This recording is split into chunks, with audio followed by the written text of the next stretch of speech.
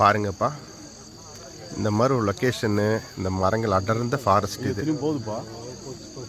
இல்லை போல வரும். தண்ணி குடிச்சிட்டு தான் போகும் இன்னைக்கு.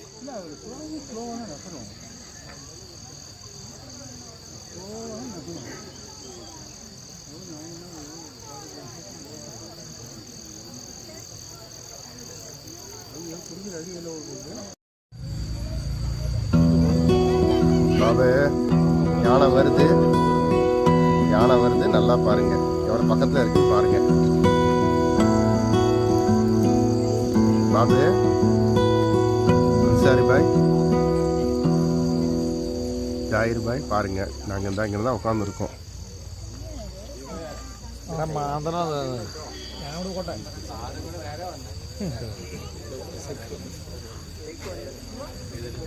நைட்